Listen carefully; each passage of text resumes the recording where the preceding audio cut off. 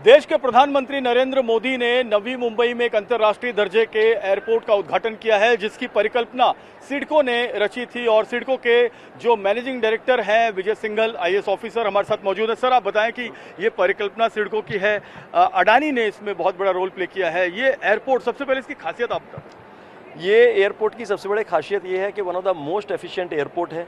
यहाँ पे हमारे 4 टर्मिनल हैं। चारों टर्मिनल एक दूसरे से एपीएम के माध्यम से जुड़े हुए हैं। APM means automated people mover, जो कि एक ड्राइवरलेस ट्रेन है। कहने का मतलब ये, अगर आपकी फ्लाइट टर्मिनल 4 से है तो आप टर्मिनल 1, 2, 3 किसी पे भी चेक इन कर सकते हैं और वहाँ से आप जा सकते हैं। और यहाँ पे 2 इंडिपेंडेंट रनवे हैं और हर रनवे के साथ 2 टैक्सीवेज दिए हुए हैं। और ये ट्रूली मल्टी मॉडल एयरपोर्ट है, जो कि suburban rail, metro, high speed rail को भी कनेक्ट कर रहा है। ईस्टर्न साइड में हाई स्पीड रेलवेज का अंडरग्राउंड स्टेशन आ रहा है। और ये भारत का पहला एयरपोर्ट होगा जहाँ से हमको वाटर टैक्सी की सुविधा होगी। यहाँ मेट्रो से भी हम कनेक्ट कर रहे हैं अभी छत्रपति शिवाजी इंटरनेशनल एयरपोर्ट, और इस एयरपोर्ट को जोड़ने की 32 किलोमीटर की लाइन कनेक्ट हो रही है, जो कि यहाँ पे एग्जिस्टिंग कई सारी मेट्रोज को ज्वाइन करेगी। ऐसे इसकी बहुत सारी खासियत है। और इसके साथ साथ ही हमारा ये one of the greenest airport होगा, जहाँ पे कि हम सस्टेनेबल एविएशन फ्यूल की भी सुविधा उपलब्ध है। और उसके साथ साथ यहाँ पे हम 39 मेगावाट का सोलर पावर जनरेट करेंगे। और जितने भी व्हीकल इंटरनली यूज करेंगे वो सर ईवी व्हीकल्स होंगे, जो एक एनवायरमेंटल फ्रेंडली है। सर, ये भी कहा जा रहा है कुलाबा में अगर कोई शख्स बैठा हुआ है और उसको नवी मुंबई एयरपोर्ट आना है तो समुद्र के रास्ते वो अंदर अंदर आ सकता है। बिल्कुल सही बात है। जैसा मैंने कहा, ये भारत का ट्रूली मल्टीमोडल एयरपोर्ट होगा। भारत का पहला एयरपोर्ट जो कि वाटर टैक्सी की सुविधा प्रदान होगी। और ये वाटर टैक्सी हम एयरपोर्ट के पास में तारगर वाटर टर्मिनल बना रहे हैं, वहाँ से कुलाबा, गेटवे ऑफ इंडिया और रेडियो क्लब जेटी, वहाँ से अपन डायरेक्टली अपन वाटर टैक्सी से जा सकेंगे। इवन आपको रेडियो क्लब जेटी पे चेक इन की भी सुविधा उपलब्ध होगी। यहाँ पे आपने लगेज ड्रॉप कर दिया तो आपको इवन वहाँ तक लगेज जाने के लिए सुविधा, लगेज ले जाने की भी सुविधा और लगेज ले जाने की भी जरूरत नहीं पड़ेगी। और ये भी कहा जा रहा है सर कि अगर आप टर्मिनल 1 पर है और टर्मिनल 4 पर आपकी फ्लाइट है तो आपको दोबारा रोड कनेक्टिविटी नहीं पकड़ना है, आप अंदर ही आप जैसा मैंने कहा कि ये देश का ऐसा पहला टर्मिनल है, अगर फ्लाइट आपकी किसी भी टर्मिनल से है तो आप चेक इन भी किसी भी टर्मिनल कर सकते हैं।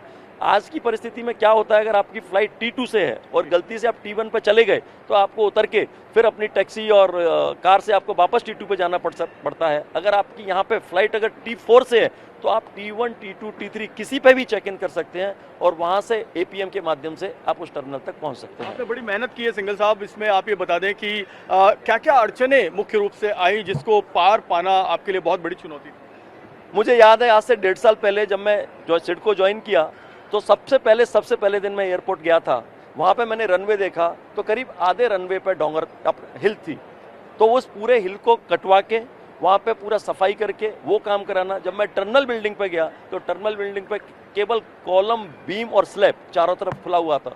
तो आप समझ सकते हो कि इस 1.5 साल में किस गति से हमने काम किया है और किस गति से काम हुआ है, जो कि मुझे लग रहा है सभी को शायद ऐसा आश्चर्यजनक लग रहा है कि इतनी जल्दी एयरपोर्ट कैसे आ गया। निश्चित ही इसमें सभी ने, मेरे अधिकारियों ने, प्रोजेक्ट प्रोपोनेंट ने, सभी ने बहुत मेहनत की है और मैं उनका सबका मन से हार्दिक अभिनंदन भी करता हूँ। सर, आज जब प्रधानमंत्री जी देश के नाम समर्पित कर रहे थे इस एयरपोर्ट को, 19,700 करोड़ रुपए की लागत, 1100 हेक्टेयर जगह का ये पूरा एयरपोर्ट, कितनी खुशी आपको पर्सनली हो रही थी और आपके पूरे स्टाफ, सिडको के पूरे इंजीनियरिंग टीम को? ये देखो, मुंबई के लिए और नवी मुंबई के लिए बहुत बड़ा सपना था। 1997 में पहली बार ये संकल्प आया कि यहाँ पे एक नया एयरपोर्ट बनाया जाए। 2007 में मिनिस्ट्री ऑफ सिविल एविएशन को हमको ऑफिशियली कम्युनिकेट किया गया कि इसको एयरपोर्ट बनाना है। तो आज आप समझ सकते हैं, इवन ऑफिशियली 2007 के बाद 2025 में 18 साल में ये एयरपोर्ट आ रहा है।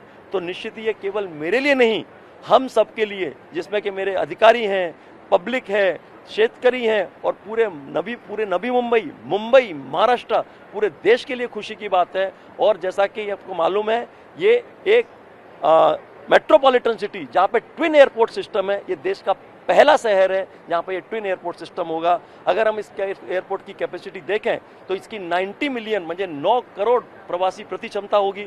एग्जिस्टिंग एयरपोर्ट की जो क्षमता है, जो कि 5 करोड़ प्रवासी प्रति क्षमता है, दोनों मिला के ये करीब 15 करोड़ प्रवासी प्रति क्षमता कैपेसिटी हो जाएगी, जो कि एक ग्लोबली एक एविएशन सेक्टर का हब होगा। अगर हम इसको किसी वर्ल्ड के एयरपोर्ट्स की तुलना करें, आज हिथ्रो एयरपोर्ट है, लंदन का काफ़ी बिजी एयरपोर्ट है, वहाँ भी 2 रनवे हैं, 1227 हेक्टेयर उनकी ज़मीन है। वहाँ पे 5 टर्मिनल हैं, वहाँ भी अभी तक 85 मिलियन पैसेंजर की कैपेसिटी एग्जॉस्ट हुई है, हमारी कैपेसिटी 90 है, तो हम उस लीग में पहुंच चुके हैं। न्यूयॉर्क में आपके 2 एयरपोर्ट है, लंदन में 4 एयरपोर्ट है, पेरिस में 2 एयरपोर्ट है, टोक्यो में 2 एयरपोर्ट है। तो अगर कंपैरिजन करें आप, हम उस लीग में ही नहीं, उस लीग से आगे पहुंच गए हैं। और अभी लोग हमारे नवी मुंबई, मुंबई का एग्जाम्पल देंगे कि ये एक महा मुंबई के 2 एयरपोर्ट हैं। बहुत बहुत बधाई सर आपको। और साफ तौर पर सिडको के जो एमडी हैं वो सारी जो इसकी एयरपोर्ट की खासियत है वो बताते हुए और ये भी कहते हुए कि एमएमआर में 2 इंटरनेशनल एयरपोर्ट आना देश के लिए एक बहुत बड़ी उपलब्धि है, क्योंकि पूरी दुनिया के नक्शे पर इस एयरपोर्ट का नाम होगा। कैमरामैन साई दत्त के साथ जयप्रकाश सिंह, TV9 भारतवर्ष, नवी मुंबई। मुंबई का ये एयरपोर्ट हो या मेट्रो 3 लाइन हो, कितनी गति मिलेगी मुंबई और नवी मुंबई की कनेक्टिविटी में? देखिए, जिस प्रकार से आज लोकप्रिय प्रधानमंत्री आदरणीय श्री नरेंद्र मोदी जी और यहाँ के लोकप्रिय मुख्यमंत्री आदरणीय श्री देवेंद्र फडणवीस जी ने आज यहाँ पर एयरपोर्ट का उद्घाटन किया, मेट्रो 3 का उद्घाटन किया, वह निश्चित रूप से मुंबई करों के लिए एक स्वप्न पूर्ति जैसा है कि जो लोग भी न्यू मुंबई और उसके आसपास के लोग रहते हैं वह आसानी से नवी मुंबई एयरपोर्ट से यात्रा कर सकते हैं। और मुंबई की जो ट्रैफिक है, आप देखते हैं किस प्रकार से 2-2 घंटे लगते हैं अंधेरी से जाने के लिए कोलाबा तक, वह दूरी आप मात्र आधे घंटे में 45 मिनट में तय कर सकते हैं। तो निश्चित रूप से जहां एक एक मिनट का महत्व है, तो आपका जब समय बचेगा तो मुंबई और महाराष्ट्र की प्रगति तेजी से होगी।